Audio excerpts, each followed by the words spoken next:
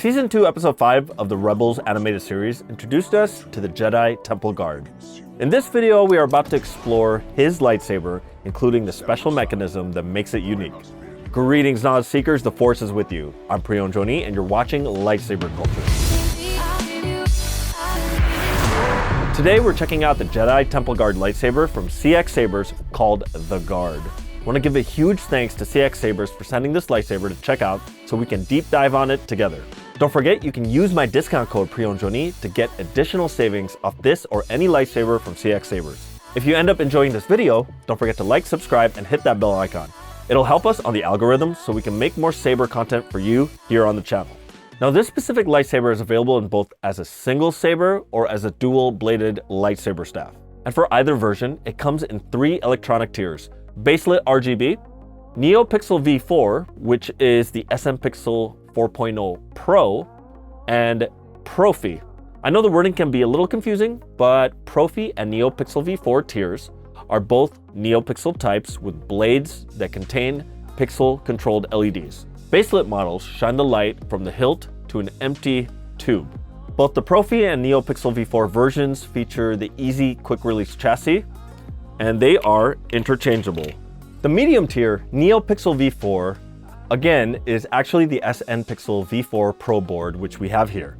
And we'll deep dive into what it can do in a bit. I'll leave you the prices on the screen since there are a total of 6 options. Now, the full kit we have here is the dual-bladed staff, just like the one we see in the episode. It comes with 2 white and gold and silver hilts, and the detail on it is amazing, all the way from pommel to emitter. I love the lack of chrome on it because it does have that animated look to it. While it's fully detailed, there's no sharp areas around. In fact, it feels smooth to handle, so you don't really hurt your hand when holding it around. Sharpest point is probably right there at the emitter, but it's away from anything that you would be using, and plus with the blade there, you probably never slide your hand that way anyway. It has a CoverTech mount, so you can mount your saber on a CoverTech belt clip just like this, like over here. The standalone individual hilts themselves are under a pound each, so just about 1/9 of a pound. They're fairly light to wield. Like I showed earlier, you can easily access the chassis by removing the pommel, and it's a quick release, and it comes right out. It does come with a USB Type-C charger on the chassis itself, so you don't need to remove the battery to charge it. And the control button is actually the red spring-loaded button right here. Now, while we don't see an LED indicator on the outside to the control board, there's actually one that you can see underneath the button if you remove the button or if you look on the side. Not the most ideal, but it is there, and you can kind of see it peek through part of the button. Otherwise, you'll need to count how long you hold the button down to guess how many blinks you're getting while holding it down. But since this is an SM Pixel V4 Pro, we have another option of controlling the board, which is through Bluetooth using the Force Parks V2 mobile app. Now, for creating a saber staff, there are 2 different types of connectors. There's the folding connector, which is just like the one seen in the episode, right here. You simply remove the pommels and twist the connector on in its place.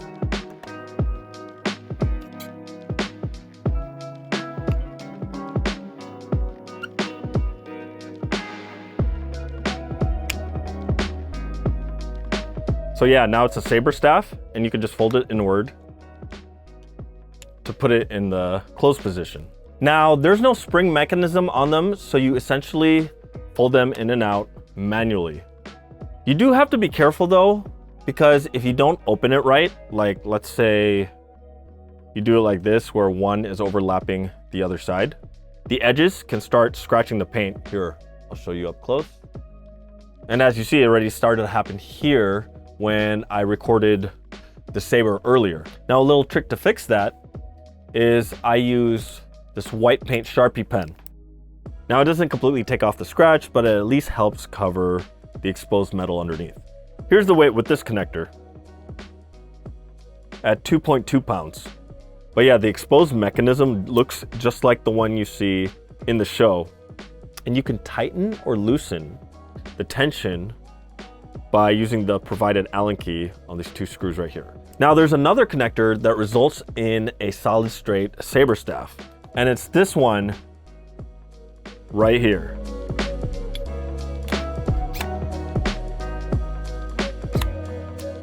See, now it's a more solid staff. And right over here, it simulates a lightsaber wrap in the middle, but it's actually solid. And what's also nice is there's holes for the saber speakers. Here's the weight with this connector, just a little over 2 pounds. Now the solid connector is better for spinning and wielding with the saber, while the one with the folding mechanism is great for photos and accurate cosplay. Now, before we get to the electronics, let's check out what else it comes with in the box. Now, the box itself is actually really nice. Here's what the cover looks like, which keeps this whole kit organized. And you saw me pulling out the pieces of the connector from certain areas of the box. It comes with 2 acrylic display stands, which are in here. There's also 2 blade plugs for the emitters. You can put in there when the blade's out. And there's 2 sets of tools and USB-A to Type-C charging cables. Friendly reminder, always charge with a USB charger no more than 5 volts. Otherwise, you could fry your board. There are 2 manuals, one for the electronics and the other for the app. And finally, it comes with 2 32-inch NeoPixel blades. Now, normally, with a saber staff, 2 32-inch NeoPixel blades would get pretty heavy. However, these are 7/8 inch diameter blades, which makes them a lot lighter.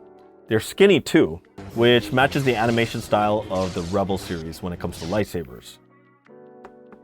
But keep in mind, these thinner blades are a bit more fragile than the standard 1-inch pixel blades. So I don't recommend dueling with them, and try not to drop them when you're spinning them. So with the exception of the work mat and the lightsaber stands, this is everything it comes with. All right, here we go. Whew. It looks so nuts. It's so light.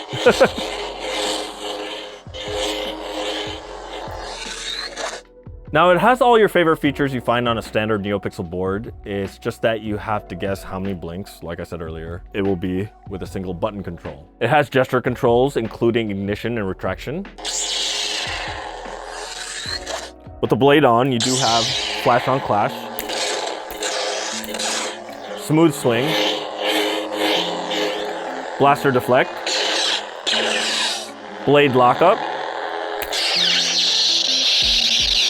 and you can toggle all 12 colors. Now, if you're having any issues with using the single button control, you can use the Force Parks V2 app and change the settings. See, I'll turn it on. Let's change my blade color. Got blue there, teal, green, yellow. Let's keep it back at yellow. I can switch my sound font.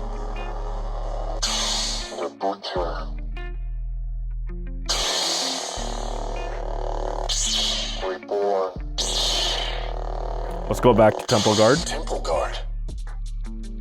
And I can even switch the blade effects. Here's a rainbow changing.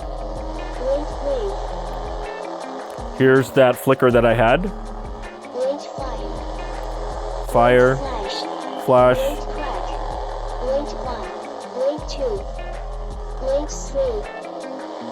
Ooh, I like that flicker. We'll keep that one.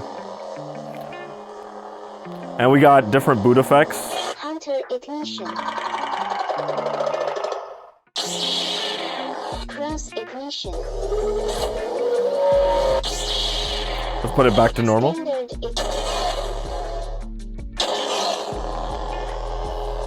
And we can even lower our volume. There we go. Built in, there are 27 sound fonts, 11 ignition effects, and 29 blade effects. And one of the coolest new things on the SN Pixel V4 Pro is that for the first time on a medium tier electronics board, it has multiple options for realistic blade flicker. See, check this out.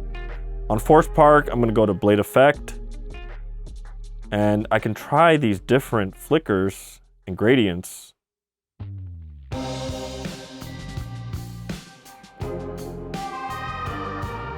Let's see, there was one I really, really liked. Such a realistic flicker. Now, there's a lot of other features you can do with the app, including updating your saber's firmware. But one cool feature is being able to load not only your local blade effects, but also public ones online as well. Now, if you wish to install a different custom sound font, it comes with a removable 32GB micro SD card. All right, well, now let's take it outside.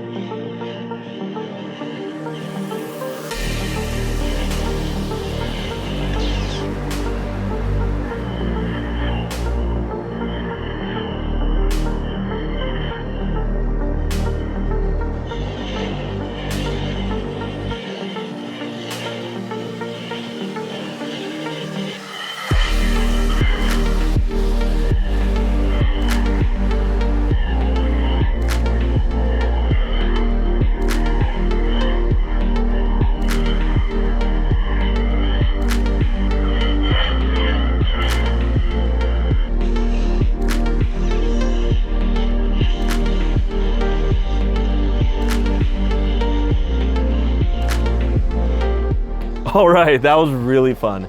And just like I said, the lighter hilt with lighter blades make it so much smoother to wield. It feels, well, I don't want to say weightless, but it doesn't feel massive and slow. While this is indeed a replica lightsaber that may be great for cosplaying or displaying, it's surprisingly comfortable to spin. The button barely gets in the way, and you just have to be aware of it. You don't get much grip section towards the pommel, but it makes sense since the saber is meant to be combined as a staff. You can unscrew the cover tech buttons too if you need to. Now, there's not much else you can do with the folding connector as far as spinning goes, other than opening it and closing it. Like I said, I did wish that there was some sort of locking mechanism to it, but it looks cool nonetheless. The solid connector for creating a staff looks and feels great when it's ignited. Probably the best way to use it if you want to spin in staff mode. Now, if you want to see a battle-worn, weathered Luke Skywalker lightsaber, watch this now.